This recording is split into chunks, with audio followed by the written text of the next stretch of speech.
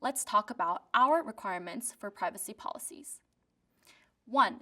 You must have a privacy policy even if you don't need or want any data from Meta Horizon users or their devices. Just make sure your policy explicitly states that you won't collect any user or device data. 2.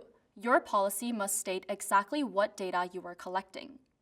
Include examples of the types of data you will collect and process, such as usernames or device data. 3. State how you will process any data you collect and for what purpose, like if you were collecting to provide a service or to improve your product. 4. Your policy has to clearly apply to the app, service, or game itself.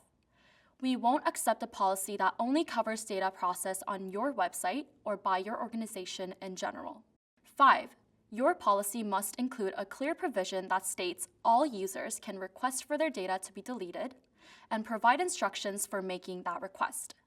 Do not use language that implies only users in certain regions, like California or the EU, have the right to request data deletion.